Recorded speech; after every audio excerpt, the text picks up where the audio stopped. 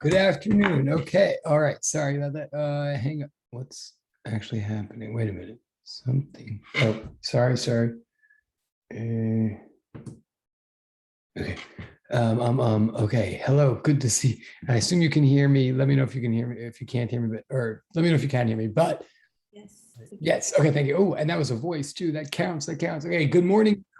Oh, wait. No, just kidding. Hang on. Okay.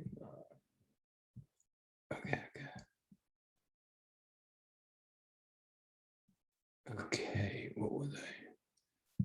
Oh, and Camilla has a picture that's awesome. And Stephanie has a picture that's awesome. Thank you. Oh, and more people coming. Sorry. Okay. Good morning, Nikaya. Good afternoon, Sam. Good afternoon, Mariam or Miriam. And you're going to tell me if I'm saying, I think I'm saying it wrong, Miriam. Good morning, Alyssa. Good afternoon, Luna. Good afternoon, Stephanie. Good afternoon, Daniel. Good afternoon, Jenna. Good afternoon, Darina. Yes, Daniel. I mean, right. Thank you, Daniel. Good afternoon, Camilla. Good afternoon, Yorgelis. Or your yes, and you're still all of you, any of you, still going to please tell me if I'm doing your name wrong. Which right. Good afternoon, Jerry. Good afternoon, Boa. And please tell me about your names again. Okay. Good afternoon, Amarani. I can't believe I did that wrong before. All right. Anyway, yes. Hello. Okay. Many black boxes. Remember, you do get points if you show video, you all, and or you get points if you show any kind of avatar at all, or whatever you call it. Like Stephanie, thank you. Like Camilla, thank you. Like just anything to undrearify my black box world. Oh, and thank you, Nikaya. Totally counts as well. Okay. We are, let's see. We're going to start. I have things. I'm falling behind you. You are already, most of you are way ahead of me. I know you've been working very hard and very fast. Like, in fact, I'm even going to quickly acknowledge, like many of you, most of you have turned in at least one copy of a thing on a spring and you have not gotten anything back yet. And I apologize. That's on me. But I totally see that you've turned it in. And many of you, most of you, pardon me, have also turned in mathematical methods, which, or at least a portion of it, which is what I asked. And that may have been challenging or intimidating or a lot of work at first, but you turned it in and I totally appreciate that. In fact, I'm actually going to do that rude thing. I just do want to say again, very quickly now, I'm not, anybody who had, well, so thank you. And you're about to get a little bit of a break. We're going to talk about that in a minute because like we don't have school for a while, which I had almost forgotten about. And I'm not going to make, whether your time off is time off or it's time to worship, I am not, you're not going to have a lot of physics to do during that time. You'll have time to catch up. And I'll have time to catch up with you, but just again, to acknowledge, like, thank you, Alyssa, thank you, Nikaya, thank you, Zhang, thank you, Sam, thank you, Jerry, thank you, Jennifer, thank you, Yoon, thank you, Ashley, thank you, Yorgelis, thank you, Daniel, thank you, Camilla, thank you, Stephanie, thank you, Jenna, thank you, Mariam. All of you totally have turned in homework number one thing on a spring. Any of you who has not turned it in, I'm not mentioning your name, I'm not even looking at your name, I don't know who you are. Again, you still totally can and should turn it in. It's not a thing. Like, if you get what I mean. Oh, hold on, someone else is here. Sorry, hold on 1 second. But same thing, and I know it's risky or dicey that I do this, but I'm doing it anyway. What I'm trying to say is same thing. I just want to acknowledge, like, especially because I haven't made marks on them or given it back yet. Like, almost same number of people, but like mathematical methods. Thank you, Alyssa. Thank you, Nikaya. Thank you, Zhang. Thank you, Sam. Thank you, Jerry. Thank you, Jennifer. Thank you, Ashley. Thank you, Yorgelis. Thank you, Daniel. Thank you, Camilla. Thank you, Stephanie. Thank you, Jenna. Thank you, Mariam. It's clear that you guys totally did, go to lengths to get that thing in on time, even though it probably was hard. We haven't talked about it, totally acknowledged. So kudos. Again, however, anybody, and those two are the big things that have been due so far. Anybody who has not done any of them yet is not being punished or criticized or even severely behind or anything. Just try to do them. It's just better if you can try them before I go over them, rather than waiting. Okay, but everybody's still but I'm falling behind. I haven't marked any of them yet.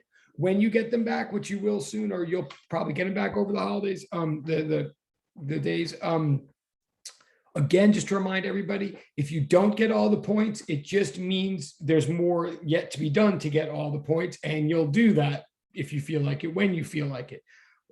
Everything that you're turning in is like a first draft or a draft until you get all the points if you want. And no problem. Hello, Ashley. No problem. Thank you. Hello. Okay. So and we're going to spend most of today continuing to go over homework 1 thing on a sprint. We're not even going to get to homework 2 today. I know that. I'm telling you that right now. It doesn't mean I won't mark it at home or start marking it. But as far as homework 3, then I just posted it. Please note, homework 3 is not due, like as far as I know, we don't have class this coming Tuesday at all, right? Then I believe, correct me if I'm wrong, but I believe we do have class a week from today, Thursday. I mean, I think that's when classes resume. Oh, the 9th. Yeah. Tell me if I'm wrong, but I think we do have class then. Yet, please note that the homework 3 is not due then. It's due the following Tuesday. Okay. So really that, hopefully that gives you a while to either,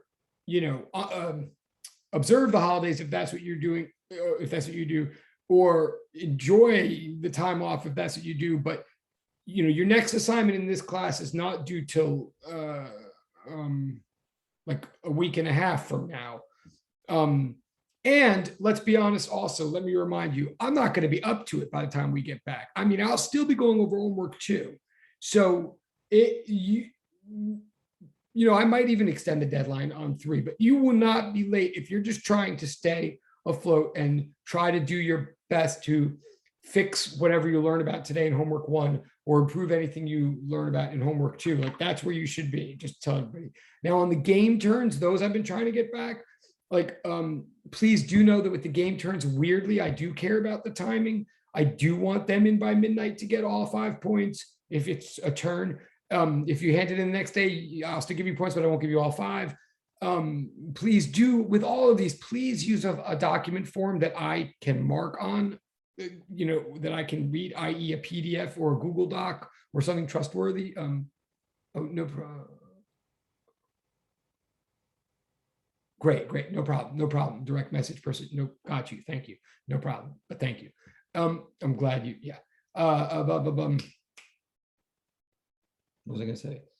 Yeah, please do all these things. Do on documents, like when in doubt, please do a PDF or a Google Doc, because those I can mark directly and like I can read and manage and get back to you. Other forms of documents I think Word works as well, but I'm not totally sure. But then exotic forms of documents, like I'm impressed, but I can't always work with them. So please, and if I ever tell you like this is the wrong form of document, or as long as you're on time and all of that, if you give me the wrong form of document so I don't give you all the points, that's just a way of saying, please redo it so that I can give you all the points. It's not a punishment, but it's just an incentive for you to give me something that I can work with. Now, if a game turn is after midnight, then I'm giving 4 points, not 5, just because I want to keep us all accountable and continuous. Last thing, but the other game, I see that you guys are taking advantage of the other game things, like people are submitting the closing a conversational path. That's great. You got points for that. People are submitting for video. That's great. Remember, you've got till October 1st to do any of one of those things, and I'll keep posting more. If you use the YouTube videos in any way, like if you miss class, you don't have to explain to me, but then please do watch the YouTube video of class so that you get the material. And if you're using the YouTubes in any way and can show that in any way, or easiest way is just subscribe. I mean, I can't make anybody subscribe, but I wouldn't make anybody. But if you do, you can totally submit that into the You Subscribe portal. And that's a lot of points, just to incentivize that. Okay, I'm just looking at the chat.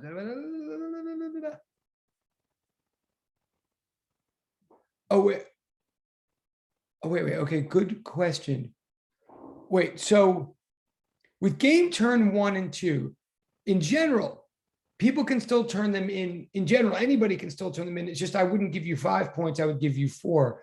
But if someone, and I'm not sure this is Maria, well, first of all, I think I'm mispronouncing your name, so I apologize, and please tell me in the chat or something. Mariam or Miriam. Oh, Miriam, okay, sorry, Miriam, thank you.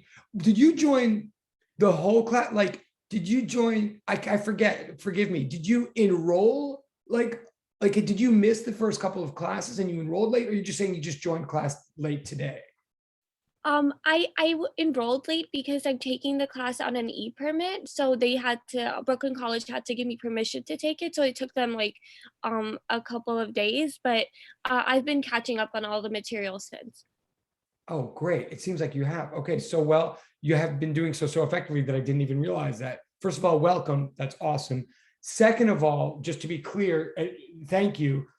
To be clear to everybody, remember one thing she definitely can do, if it's not clear, is like in the game portal that says speak now or forever hold your chat, like all those game portals, Mary, if you join later, anybody, all of those homework portals that are called game that don't have turns, they are all supposed to be acknowledgments of any kind of way that at any time you participated in a certain particular kind of way. So none of them is mandatory, but like Miriam just used her voice. So just to say this to everybody, just to be clear, there's a portal called Speak Now or Forever Hold Your Chat, which if you look at the instructions says anytime you've ever used your voice, just remind me of that. Just, write down in a Google Doc, whatever, just say, I use my voice to correct your pronunciation of my name and to tell you that I'm on an e-permit, whatever. And you don't have to prove it. Like, I'll totally believe you and remember that happened. And if you submit that there, you totally get points for that because you just use your voice, which I completely appreciate and really makes things better. Now, as far as the turns, I may want to talk to you. The thing about the turns is I could say that I'm willing to make an exception because you enrolled late and everything, and I totally understand that, and I'm glad you're here. The thing is, they are supposed to be indications of how you participated that day in class, so it's a little bit tricky to show that you participated when you weren't here. I will say this though, in your case or anybody else who enrolls late, let's do this, because if you can watch the videos for those days that you weren't here, it sounds like you probably maybe already have. If you take out game turn 1 and game turn 2 and just remind me of this conversation, say like, I enrolled late on an e-permit, but I totally watched the whole video for that day. You can't prove, I'm not going to ask you to prove it, but if on your, in good faith, you say that, maybe even tell me one thing I said, or just give me indication of one example of something you heard from the video or something, just to show. If you do that for each of the first two, the turns where you weren't in class, I'll totally give. And this is for everybody. I mean, it's a good question. So, and other people are still going to probably enroll late. So if my answer is making sense, let's say, yes, you can do that. Does that, oh, okay. She says, thank you. Okay, thank you. Also notice to everybody, the way she just said, thank you, professor, in the chat, just everybody notice, I'm taking that as an acknowledgement that she understands my answer and at least accepts it. It doesn't, and that counts as closing a conversational path. So this little conversation that Miriam just had, which is totally a gutsy way of her to introduce herself to this whole class, Miriam, sorry. Now everybody knows her. That took guts, but that's helpful to me and to everybody else. This little conversation that she just had, literally, she can triple dip, right? Like literally in game turn 3 for tonight, she can remind me of this little conversation. Boom, that's 5 points for just participating at all. She can also submit it in the Speak Now Forever. And literally the same thing. If she types out 2 sentences in a Google Doc that reminds me of this conversation, she can submit it in the closing a conversation. She can submit it in the game turn 3. She can submit it in Speak Now or Forever Hold Your Chat, the exact same entry, and get points from all of those. Again, this is not a special thing about her, or I'm not saying she's special. I'm saying this is, but it was a cool thing to do. So this applies to everybody, just wherever you can. And that's why, one of the reasons I'm posting, and I'll keep posting all those game portals, is to, give you a minute to read them and see what kind of behaviors might be worth engaging in or considering. And anytime you do, just remember and just put it in that portal. And yes, triple dip, double dip, whatever. So, okay. So hopefully my answer to her made sense. To Miriam, okay, that's that. But again, I'm still behind. I've hopefully graded or sent back most of these game exchanges with most of you. So at least we're staying accountable with each other. And I know you're here, I'm here.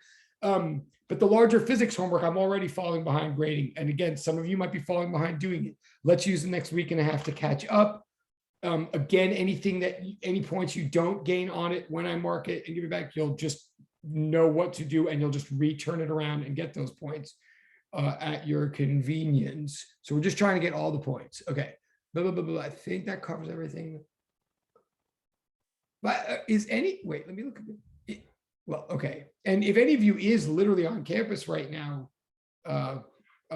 my heart, I mean, I understand the weather is a little bit crazy. I mean, I'm not there, but I hope you're all okay. And if anybody's not here right now, I totally understand that. I hope they just watch the video. Okay. So we are going to, if there's no other, I don't think, if there are any other questions, I may be forgetting something. So please stop me if or if anybody's had any difficulty with anything, with the Google Classroom, with the class notes. But other than that, I'm going to continue to go back over that first homework, a thing on Spring, which, I haven't even bothered really to tell you why it's the first homework or where it's going. I'm going to try to get to that, but I guess for the record, right now, we're going to spend a long time looking at a thing on a Spring. We're going to spend like 3 days going over this homework probably. And you notice that your first lab is already about the same thing. And then your second lab, if you might even be up to it, I'm not sure. Lab then is about a pendulum going back and forth.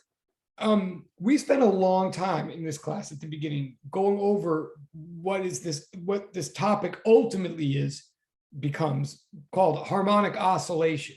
We're looking at oscillating systems for a while before they take off. And we're looking at the math. We're going to deeply look at the math of them for a while before they take off into other things. Just to give a little perspective, I'll give more perspective once we're going. Just to give a little perspective, in principle, what we're looking at right now still technically counts as either review or segue or transition from classical mechanics, from physics 203 or physics 1 or whatever you called it at your college. Like in principle right now, when we're looking at a macroscopic, tangible, concrete, visible mass going back and forth on a macroscopic, tangible, mechanical spring, we're technically looking at physics from classical mechanics. We're technically still right now in this first couple of weeks of school doing physics. I'm not saying that you definitely know. I'm not saying that you definitely feel comfortable with. Like, no, we're going to make sure we're all comfortable with it. But I am saying that it is physics from the late 17th, early 18th century. This is physics from like Newton, Hooke, and those contemporaries, the dawn of classical mechanics, fundamental of physics. It will become more abstract, more contemporary, more physics 204-ish physics once we take the knowledge of this oscillating system and we extrapolate it to what it would mean to have many oscillators all acting together and ultimately creating not just an oscillation instead of vibrations, but creating a propagation of a wave pulse. Just so I don't want to get ahead of myself, but just so you understand, ultimately, physics 204 is still about things moving through time and space. And I'll say this more clearly, more slowly, like in a bridge moment between, like when we finish the first homework. But physics is always about things in space and time. All of physics is about predicting motions, analyzing, measuring, and predicting motions of things through space and time, all of physics. And all of physics uses the same practices and principles to look at things moving through space and time. In principle, in theory, we learned those practices and principles, those equations, those techniques in our first physics class, even if we didn't get to every chapter or whoever your instructor was, wherever you did it. In theory, the first physics class is like the Newton's approach. And it's where we lay down how it is we're going to go about predicting the motions of things through space and time. Now, physics 204 is ultimately, it's still about the motions of things through space and time. But the difference between physics 203 and physics 204 is that ultimately physics 204 is about much more abstract things, about things that I'm ultimately going to call very unthingy things that are not particles. Ultimately, physics 204 is still about things moving through space and time, but the type of things that are moving through space and time that we study in physics 204 are more like what you might call a wave pulse, or for example, like sound. or an electrical current, or a magnetic field, or electromagnetic radiation, otherwise known as light. And another example of such entities, but anyway, those entities are what we're here to study. We're here to study stuff that isn't thingy, that isn't particular, that isn't concrete, that isn't tangible, that isn't massive. We're here to study abstract entities that actually exist in the real world, that are actually measurable, analyzable, and predictable in space and time, but yet are not tangible, discrete, identifiable, massive, particular. We're here not to study, ultimately, just to tell you, we're going to write this down soon, but we're here to use all the rules and the math of foundational physics to study, rather than to study the trajectory of particles, we're here to study the propagations of information, the propagation of things that matter but aren't matter, of things, okay, that specifically our first big one that we will start studying is sound. Sound exists in the real world. Sound, in fact, occupies space and time in a measurable, analyzable, predictable fashion. But sound doesn't exist in the way that a particle exists. Sound isn't here. Well, I don't want to get into all that, but it's manifestly more abstract than a baseball or a planet or even an electron. It's not just that sound is so small that you can't see it. It's that it is not localized. It is not discrete. It is not, there is no one thing known as a sound particle or a sound on or anything like that. We're here to study such abstract entities as they move through time and space in a measurable, analyzable, predictable way. That's ultimately the goal and the constituent material of the class. But in order to get to such abstraction, such as sound, we're gonna see that such abstract entities like sound are ultimately vast collections of lots and lots of vibrations happening at the same time. So we have to begin by studying vibration.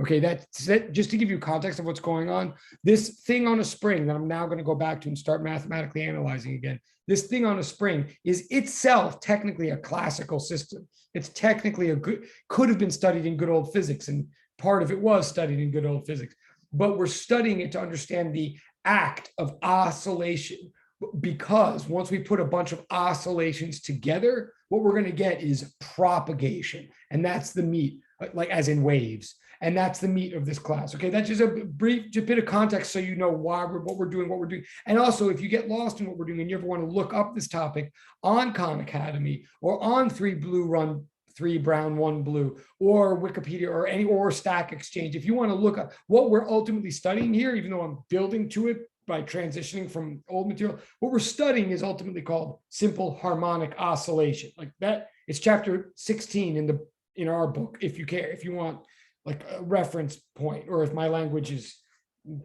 getting overwhelming. So what we're studying, we're using a thing on a spring in the lab and in this lectures to ultimately understand the math of oscillation. Last point, since the entities that we study in Physics 204 do tend to be more abstract than the entities we study in Physics 203, therefore the math gets more abstract. Like some of you are already noticing the math is going to be a heavier component of this course. I am expecting that we're going to do it together. I'm not expecting that you already all feel comfortable with the math. I'm expecting that this mode of physics will force us all to get more comfortable with a certain level of math. Okay, anyway, that's enough of that. So let's go back to a thing on the spring. That's where we were. Let's see. Okay, so I've opened up the same notes as last time. Like I'm taking notes on the same thing. So this was the situation we were doing. I'm not going to redo this, but this is where we were last time. We have our diagram. We have the basic fact pattern of this mass. It's on the end of a ideal spring, a spring that obeys Hooke's law. So we were asked about the force exerted at the first moment at the beginning. We got it. And then quick thing. on this page, especially if you weren't here last time or whatever, here in red is where I was giving you examples of the type of marks I might put on your homework or exam and where I might take off points. And so and again, you can always get the points back later. So I put these 3 examples, and I remembered one more that comes up a lot. So I just want to add it. Excuse me. Right. Like these 3 things, WIQ, WWW, and PCA are things you might see on your homework or your exam. Again, WIQ means what is the question? Like I need to see the question before you go on and try to answer it. I need to see it in your words. I spoke a lot about that last time. WWW means why, what, where, from. It basically means you've skipped a ton of steps and you're just writing down an equation that I don't see the justification for. I don't see any evidence that you understand it. I don't see how you picked it. Often I write that when I think someone's gotten something from the web. It may be right, but I don't see like how it's connecting or whether you understand why it's right. PCA means please circle answer. Okay, so I said all this last time. One thing I want to add that I neglected to say, I do tend to write it a lot, is I do tend to write,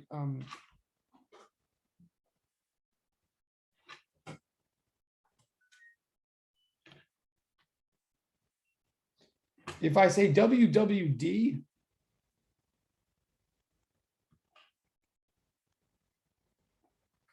that means we will discuss, and that's a broader kind of thing for me to say. And I often, if I write WWD, I often don't take off points for that. It's just a note. If I say WWD, it means somehow you've tapped into something, you've noted something, or you've left something out, but you're now in a, or especially if someone writes like, I don't get how this is blah, blah, blah. This is where I got lost, or I feel like the velocity should be negative, but it seems like it keeps coming out positive. If an issue arises that I think is a very common issue, a very legitimate issue, that it might be plaguing you right now, but I just want to let you know, oh yes, you're not alone there. That is an issue. And believe me, we're going to spend a lot of time on it in class, so you're not crazy, but please just like hang back and keep the faith.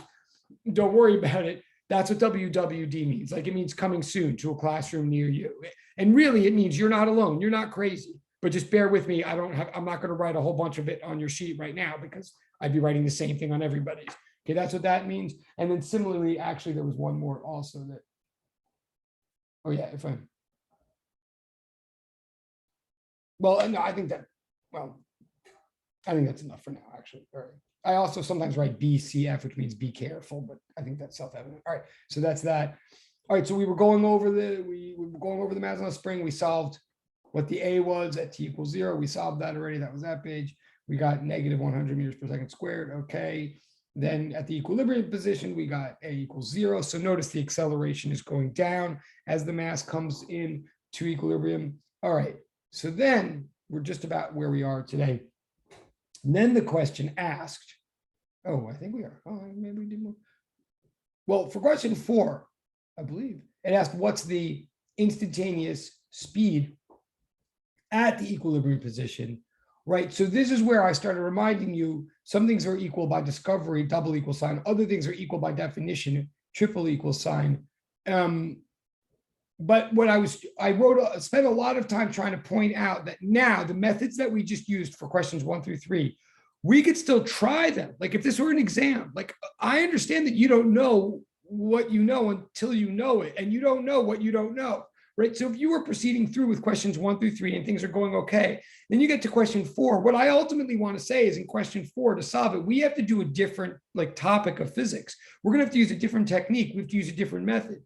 Now, I know that because of hindsight. I know that because at some point I tried the old technique that I was already using and it failed me in question 4. That's called research. That's called the process. So what I'm saying is I'm going to try to justify to you why we're going to do a different method of answering the questions once we get to question 4. But I don't want you to just take it on faith, or I don't want you to get to that point where you think like, yeah, okay, I'm following, but I would have never thought of this, like, or I'm following. But then when you go to try to do it on your own, you're like, well, that's great. I get how he used energy conservation question 4, but how did he know to just like switch to that? Like, okay, because he's the teacher and I'm not. Like, no. In other words, question 4, like any normal human being, or Newton or Hooke himself, they were using a method in questions 1 through 3 that was working for them. Any normal human being would continue to use the same methods of acceleration equations, force equations to do question 4. It's just that you would notice at some point once you started, and this is why we submit drafts and everything for homework. If you start to plug in something with A for question 4, something that relates A to V, since you seem to have A and we're looking for V. If you're careful and you start applying those equations, you'll see that they won't work because you have more than one possible A to plug in, right? So I don't want you, it's not about like bolts from the blue. It's like, continue to use that method, but you'll see that once the acceleration is changing continuously or the force, we can't use kinematics anymore. That's what I was trying to say 2 days ago. Okay, so I said this again, I'm just quick review here, whatever. So whenever A is not constant, and this is a way of saying not constant, right? Whenever A at some point is not what it was at the beginning, that's just shorthand for saying not constant, changing. Whenever F is changing, then we have to start, and then especially if someone's asking, what's this speed at this, if we know the speed over here, we want to know the speed over there, that sounds like an acceleration question. But if the acceleration is changing, then what I'm arguing here ultimately is next best thing to think is it's an energy question. We got to think in terms of energy. Whenever we want to know this, whenever we know the speed over here, over at some place, but we want to know it at another place, and I mean place, I mean point in space, as opposed to point in time. Okay, I'm being very specific, even if it doesn't sound that way. Like if you know the speed at a certain location and you want to know the speed at a different location, whenever that's a setup of a physics problem, and then especially if the force / acceleration were changing continuously from place to place, that calls for energy.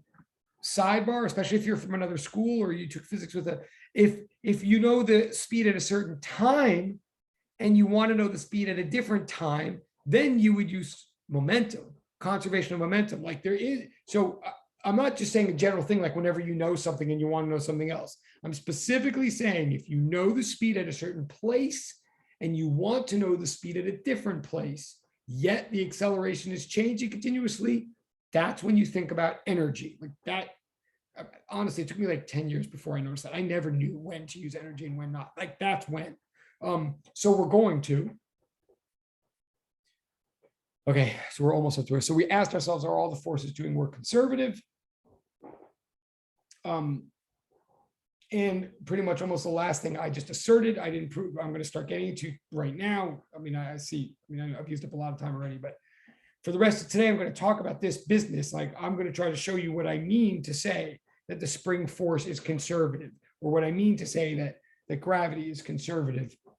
That's the key. You got to ask yourself, are the forces doing work conservative or not? And in this case, and in most of this class, the relevant forces are. Oh yeah, okay. So this was the last thing I said on Tuesday, right? I said, but I didn't say why. I didn't prove it or anything. I just said, but I just said the spring force F equals negative kx. And the gravitational force, which sometimes we say is this.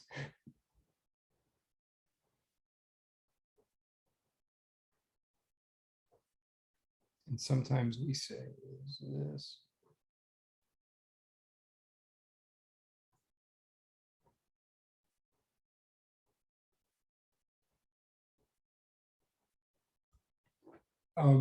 These forces are conservative. Now I'm going to tell you what I mean by that and why that's important. Okay, so we're sort of starting now. Sorry about all the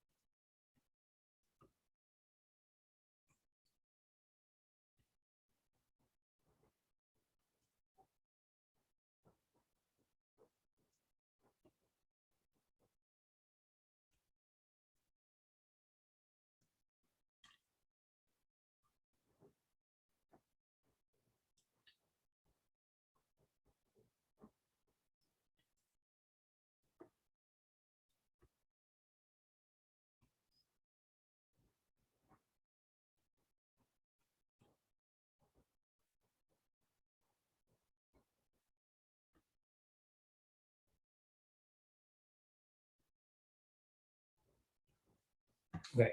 First of all, let me just remind you, or recall, meaning technically I'm reminding you now, but I may be very much saying this for the first time to many people, or certainly I'm going to say it this way for the first time. But again, in principle, this is an old concept for mechanics. I'm going to say that if you push or pull something, if you exert a force on an object from one position to another, if something undergoes a difference in position, a change in position, and let's designate, let's imagine for a minute that it's a small but finite change in position, i.e. a small but finite displacement.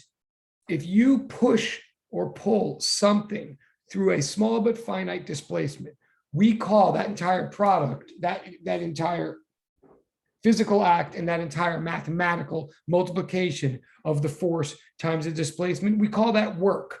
And right, so in other words, in simple terms, I'm just saying work is force times displacement.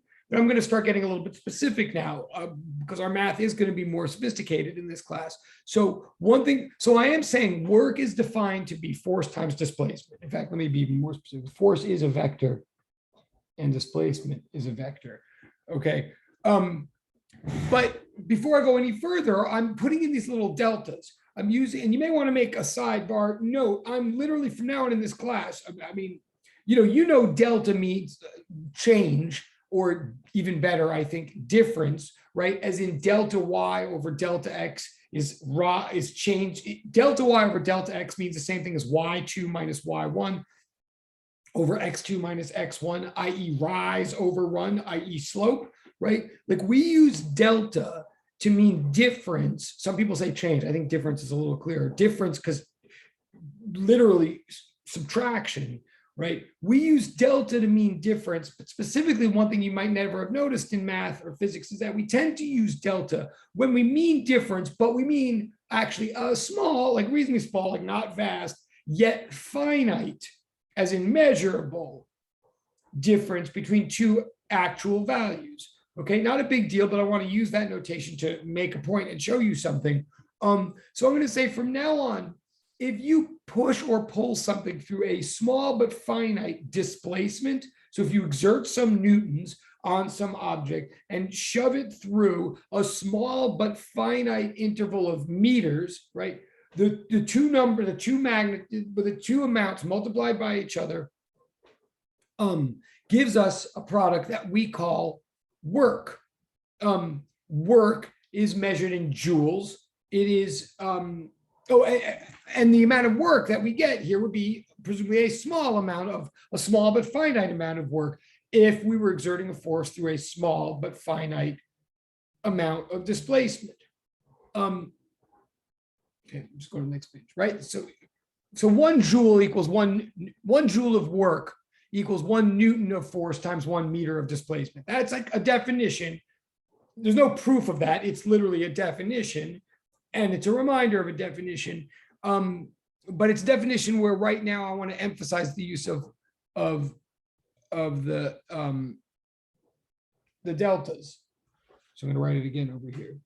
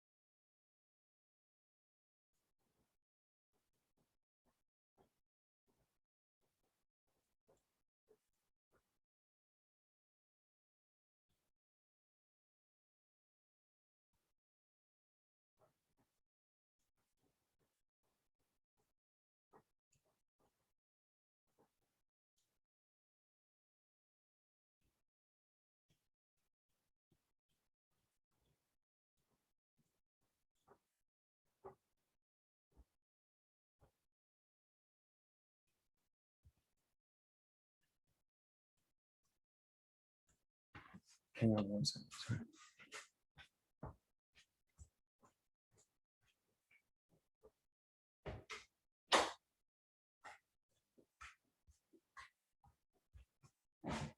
Okay. Professor, could you just go back to the previous slide for 1 second? Absolutely. Absolutely. Okay, sorry, I totally missed that there were things in the chat. Oh, no. Okay. Thank you. I got it.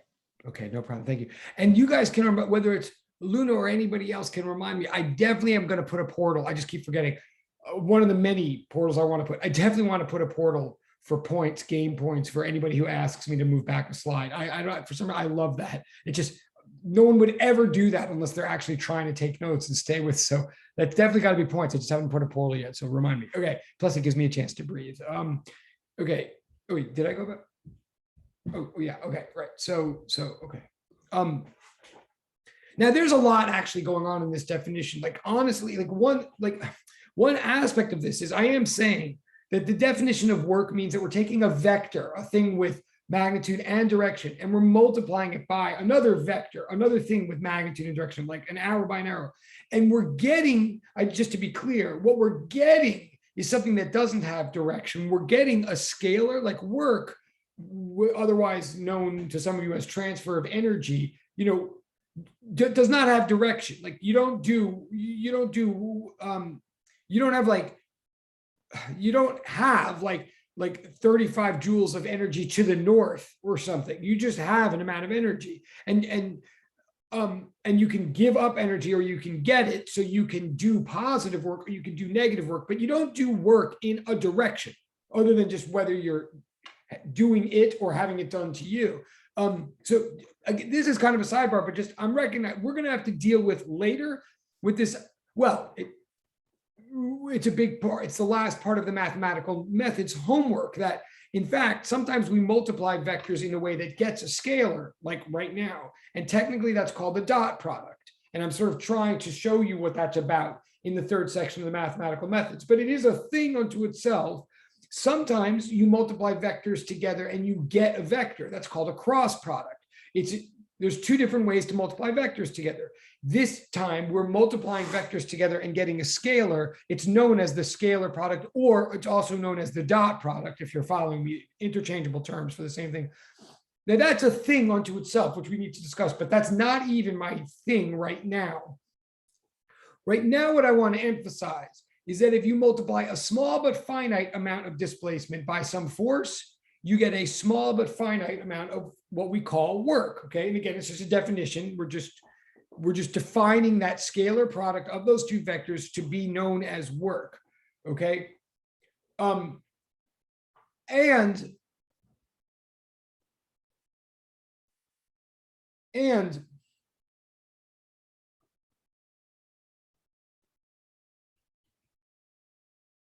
so I'm emphasizing the small but finite thing.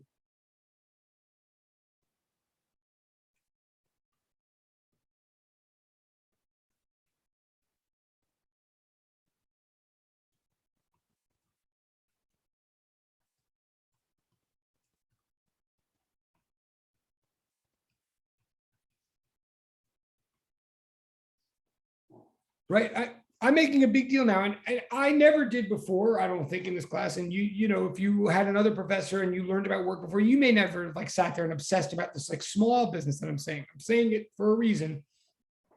I'm saying, strictly speaking, in order to define a small amount of work, we have to assume that we're undergoing a small but finite amount of displacement. So a very reasonable question to arise is, wait, what if I'm going to make a big deal of this? What the heck do I mean? What do I mean by small? Like, how small is small? I'll tell you how small is. And I mean, how small is small yet finite? Because you could get infinitely small, but that's not what I'm talking about. So how small does something have to be in order to fit this definition? Well, that's the point. This small.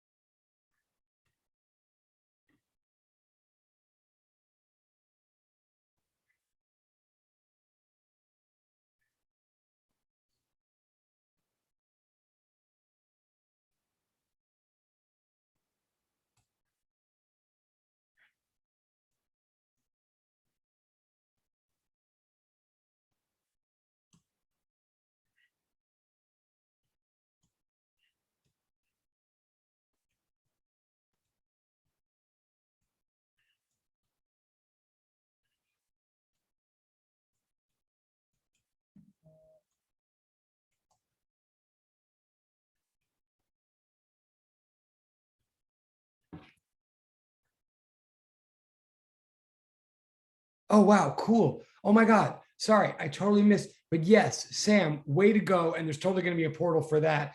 Way to go. What Sam said. Absolutely. Yes. Perfect. And so I've put it slightly in my words here, but yes, that's awesome. That's really awesome. Right. As long as the displacements over which we're acting are small enough that F doesn't have time or space to change, or small enough that we can ensure that as we're watching F, it's the same F from beginning to end. That's what we mean by small, exactly. In other words, small enough for me to allow one value of F to plug into this equation and then say, oh, okay, fine. You pushed a box with 3 newtons of force over a 15-meter stretch on the desk. Okay, it was a 15-meter stretch. And again, you're changing the position along the way, but that's why you have a final position, you have an initial position, you subtract them, you have now a number called a displacement. So if you're pushing for, what did I just say, for 15 meters over the desk, I think I just changed my numbers, but sorry. And you've got a 3 Newton force. Well, as long as the 3 Newton force remains a 3 Newton force over that entire 15 meters, then we can do the math and we could say there's one F to plug in. We plug and we multiply them. F times, so 3 times 15 would be 45. And we would say that the work is 45 joules, right? In other words, there's no math, this definition doesn't break down or doesn't have problems as long as there is an F that we know to plug in, and we can ensure that as long as the delta X is small. Okay, so that's exactly what I mean by small delta X. Okay, but then you might say, now look, I'll ask later in another universe or another time. I'm fascinated how Sam got, there's a doubt. It's great that Sam got that, and I'm not saying others of you might not have also. And by the way, don't forget, just because someone puts a right answer in the chat doesn't mean it's not a race. If any of you also thought of that, you could put that in the chat too and get credit. Or also, if you just the minute Sam said it, it made sense to you. Like, oh yeah, you could type that too, and give her an atta girl or whatever.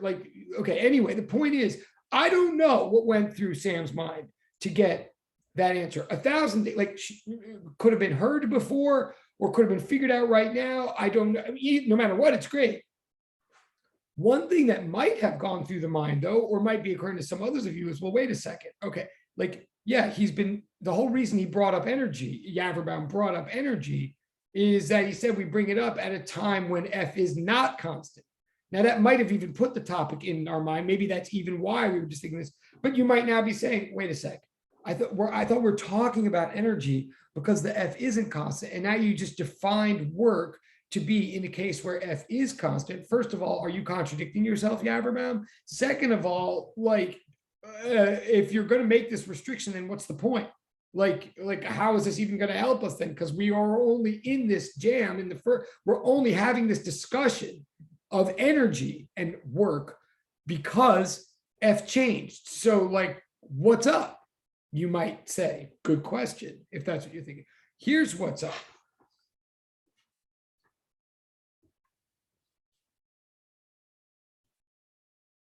Well, what's up is all I just did right now is define a little bit of work.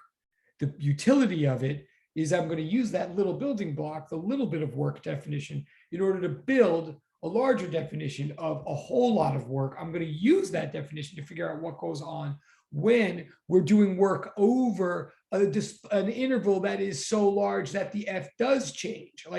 That is my ultimate concern, as I think Sam must realize, and hopefully others of you are understanding now, the context here, the purpose of this discussion is we're faced with a situation where F changes. In order to understand what to do with that, first, I'm looking at what I say when F doesn't change, and I'm building from there. That's always the physics way, or that is the physics way. So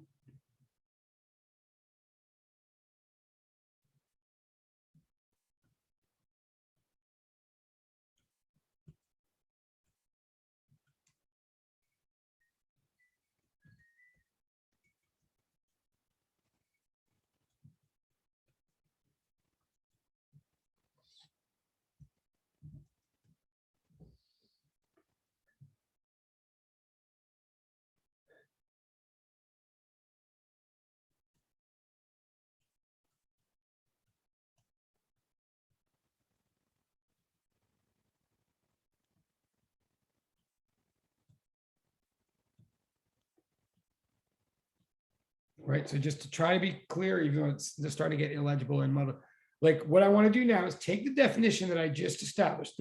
It's just a definition. Little bit of work equals forced times little finite bit of displacement, right? What do I mean by little? I mean little enough that I've got a freaking F to work with.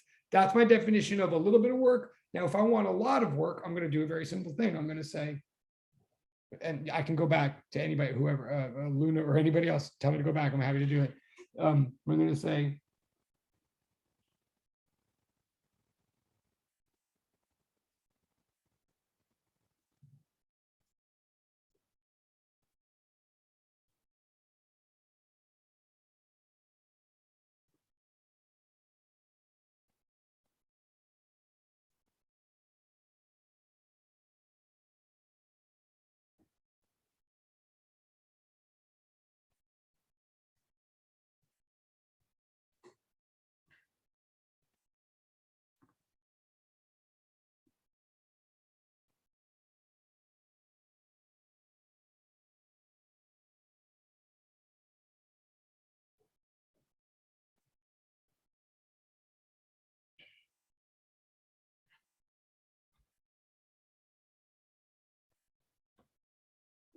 okay, now suddenly this starts looking a little bit mathematical. If some of you in the room are like I sometimes am, suddenly you're looking at this going, oh, great. Are you kidding me? Like, oh, yeah. Yes, totally, Sam. Yes, totally. That's totally exactly what I'm doing. I'm sneaking through the back door. Yes. Now, some of you, okay, that's great. So Sam's like all over it, and I'm totally psyched.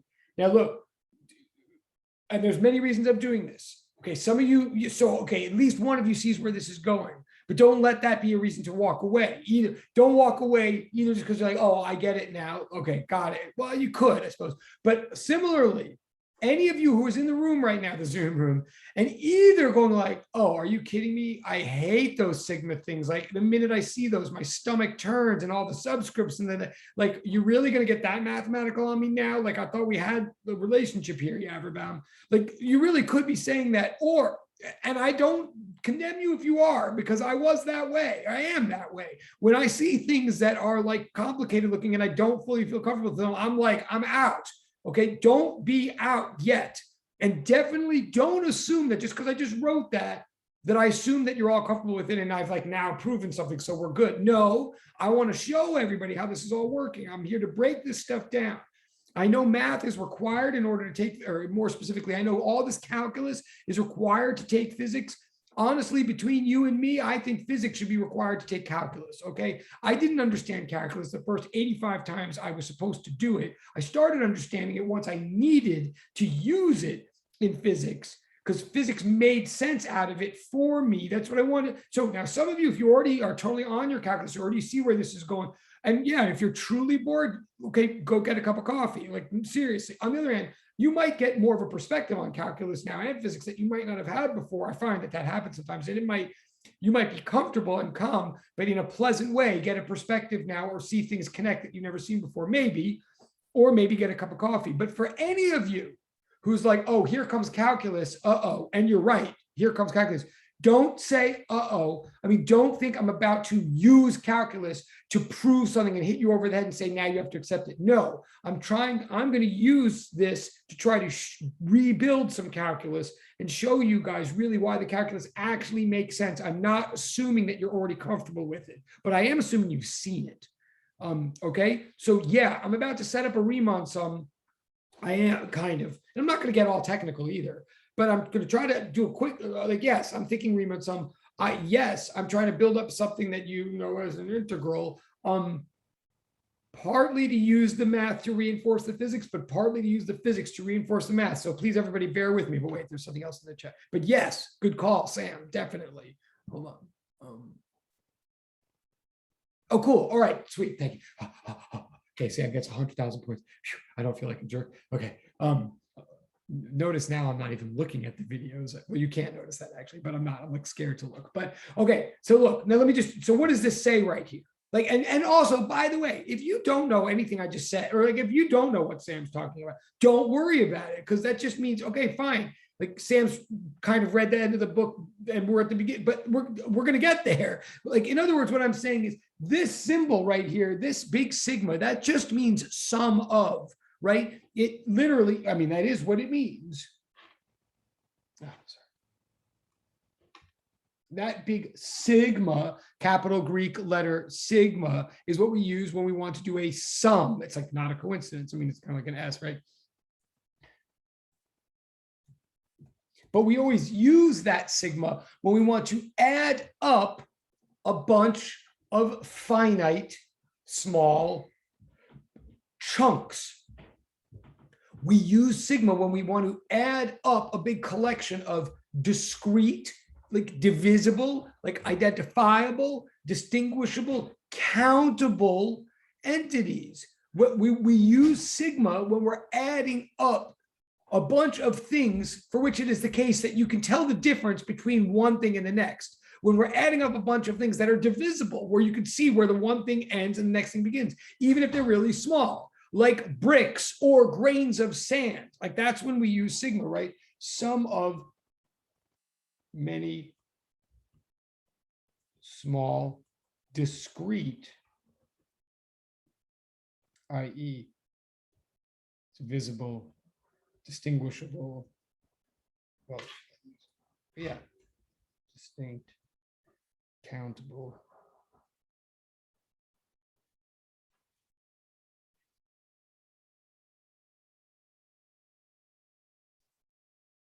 Right, so sigma is just a counter, right? Don't get intimidated by all the notation, and we're not going to do a bunch of proofs with it or anything like that. I is just I is just a counting index, right? And the whole thing of even writing the I, it reinforces that the fact that there is even an I. So it just says like we start the counting index at 1. It's just like an index, a counter. We started at 1, right?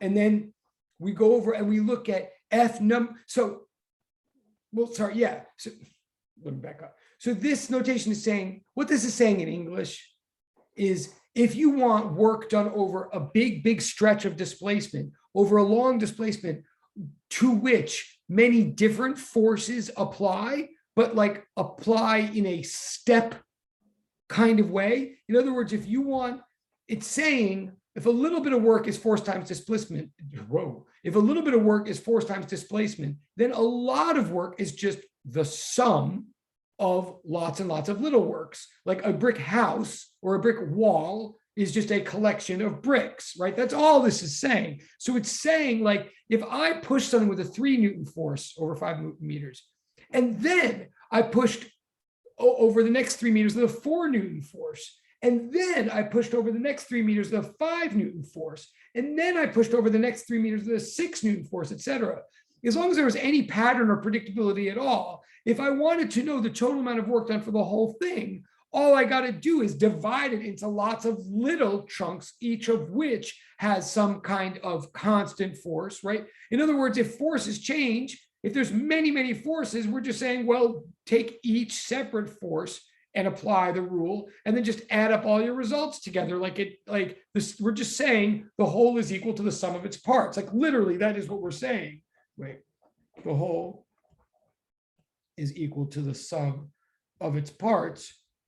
And so we're saying, look, if you got this big long stretch, just divide. Yeah. I think I know what Stephanie's about to say. Sorry. Oh, yeah, absolutely. And thank you for putting it that way, Stephanie. Yeah, in fact, I think I can right now. Well, yeah, I'll say one sentence and I'll go back to the last page. So I'm saying, and I really am trying to make, I really am trying to make sense out of something that really does make sense, but it never seems like it does if it's done a different way. I'm saying, as long as we can take our big journey and divide it into lots of little chunks, each of which is small enough to just have one F value, which is like our whole issue, then all we do is like go to the first chunk, we'll label it the first chunk, like we'll set our index counter at 1 and say, now look at the first 3 meter displacement, ask what is the force corresponding to that, like the first force, I don't know, say it's 5 Newtons, right? You multiply them together and then you throw it in the bag. Then you increase the counter, like the I is the counter. It's an index. It's all it is. It started at 1, like in some cases it starts at 0 or whatever, but here we're just saying it starts at 1. So then you go to the next the number 2 3-meter stretch, multiply by the corresponding force number 2, which we would know because there's some pattern or something like that, or maybe we just look and maybe now it's like 6 newtons, I don't remember. We multiply them together, we throw them in the bag, and then we increase the counter. We go to the next counter, and we're just at, so sigma just means that procedure. It means set a counter and keep applying that counter all the way through until you're done, until you get to the nth, the highest value. Like sometimes we know what that is and we call it 100. Sometimes we don't, we just call it n. We never use the n again. Don't be intimidated by it. It's just what it's trying to stress. And I'll go back to the other page now. Oh, I will. This notation is just trying to say, it's just saying sum up a bunch of little parts if you want to get the whole, but it's a way of enforcing and deploying the fact that those parts must really be parts. They must be countable parts, even if there's a whole ton of them, even if this is just like something that we would somehow do with a pattern, like we're not going to literally sit there counting all day. The idea is that this only works if there is a first force to be added to a second force, to be added to a third force, to be added to a fourth, and then just add up the whole thing, right? If the force happened to be the same the whole time, we could just, then it would be the same F the whole time, and we could factor it out. It would be like F times 3, like then we wouldn't have to do all this nonsense. We just have to do this if the F is changing. I'll go back to the other page. Right. So what I'm saying now, and I know I'm running out of time, and it's okay. I mean, again, you have like a week and a half to, and if you don't do anything in the week and a half, that's okay too. Just eventually you want to be caught up with me. Like you get it. And I'm going to say, so this is the other page. I think this is the page Stephanie wanted to see. Oh, cool. Great. Thank you. Awesome. That's closing a conversation. She just got more points. Oh yeah. Okay. So that's that. Okay.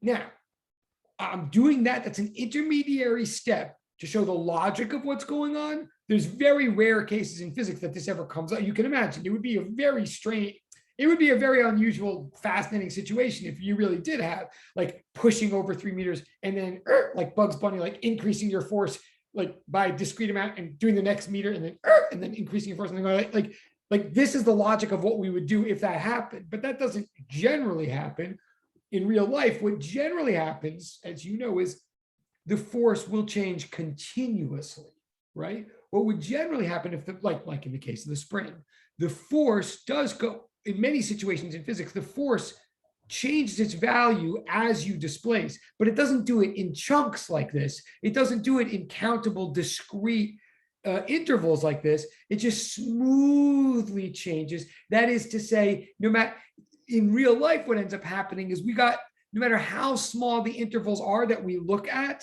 like no matter how small they are, still we see some variation in F because it's like always changing. F equals negative kx. If you change X by a millimeter, F changes by a millinewton or whatever, right? So what we really want in life, like this applies when it applies.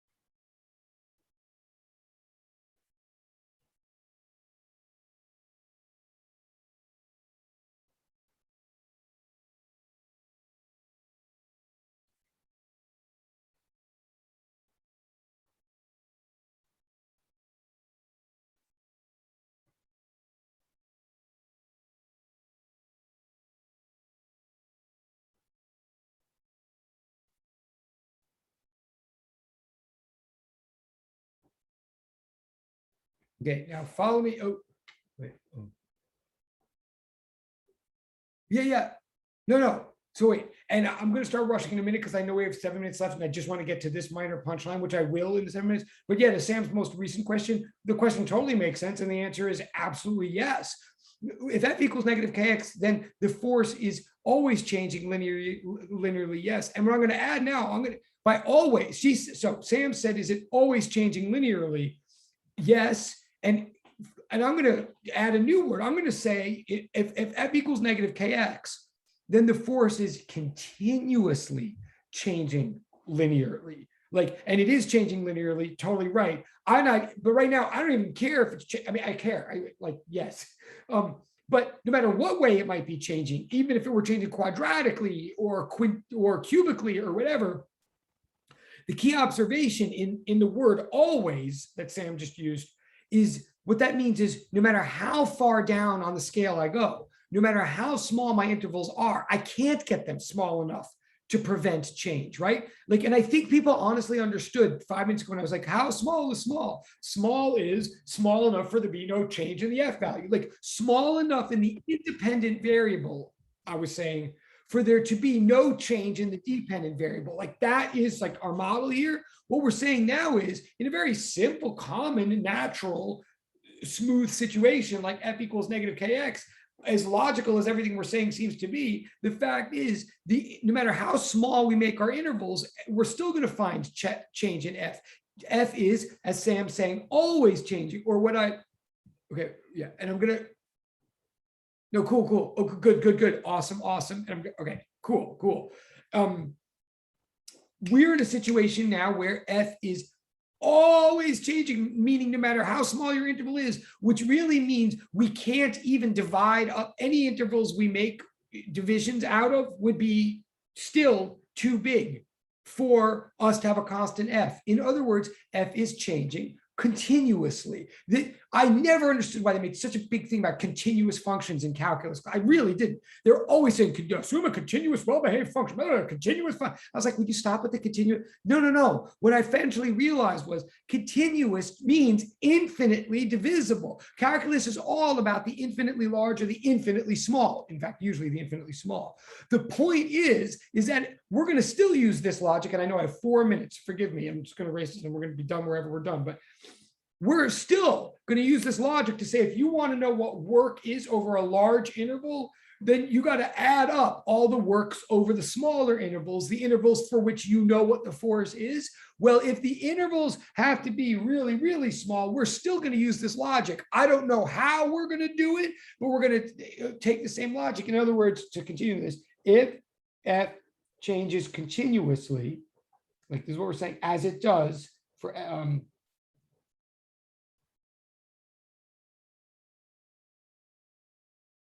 f equals negative kx, then necessarily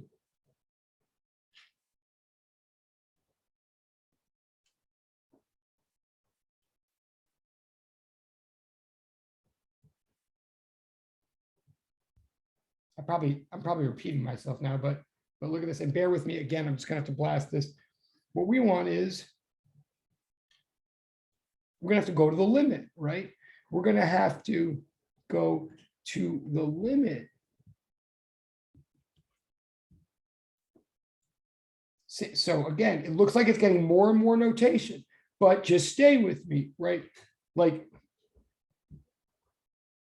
I'm saying, still same logic as the page before, that the whole is equal to the sum of its parts. Big amount of work is going to be small amount of work plus small amount of work plus small amount of work. But if the whole thing is to deal with the force, if the force is changing the whole time, then we're going to have to go to the limit where delta x approaches 0, like make delta x so small that it's as close as it possibly can be to being non-existent at all. If it's literally 0, then you have no subdivisions at all. You have no x, you never get anywhere. But we want arbitrarily, we want as close as you possibly can imagine to 0, to the difference between two values, to the interval being as close as possible to 0 while still being a value, i.e. infinitely small, okay?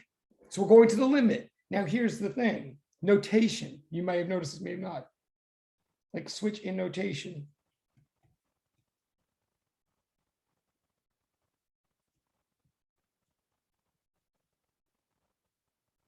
well, I'm saying I'm going to take, I've got 2 minutes. I'm going to take one more page in a second. All right. I'm saying, okay, this is what an integral is. All an integral is, and I know you guys know this in theory from Riemann sums and all this, but think of it this way. Like the simplest example of an integral in real life is the physics integral of work. The simplest possible, but the purest. I mean, all other integrals are just variations on this theme. An integral is just a continuous sum of products. Always, hold on.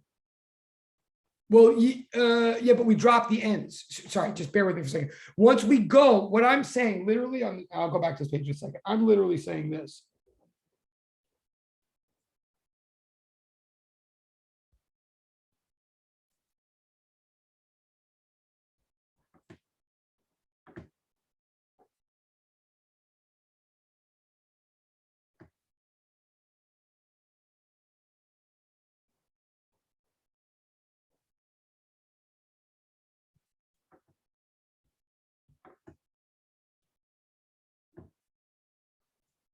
What I want to say to everybody, I'm going to flip back to the other page now in case you, but what I want to say is, if you understand that sigma is a jagged kind of Greek looking, I mean, it's a Greek S and it's like jagged, right?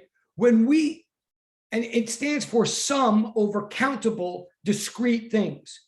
When we want to sum over smooth, infinitely divisible things, we just switch from the jagged sigma to the smooth S. An integral is just a sum, only it's in the continuous case. When you sum over small but finite intervals, you integrate over infinitely small integrals. In fact, literally, and this is where I see that's 130, literally, I'm saying we use delta x or delta whatever every time in math and physics that we have a small but finite difference in two values of a variable. We switch to dx when we're trying to still say the same thing, difference or change in the value between the two values of a variable. But when the difference or the change is so small that it's infinitely small, we call that dx instead of delta x. Dx is just the limit as delta x approaches 0. When we switch from, so we switch from delta x to dx, and we switch from that whole complicated sigma thing that had i's and n's in it because it was all about counting. We get rid of the counting and we switch to the smooth s of the integral sign. We are still saying the same thing. I mean, I know it's 131. What I'm saying is, in math, an integral is just a sum taken to the limit where the divisibilities are so small that we never have to worry about change.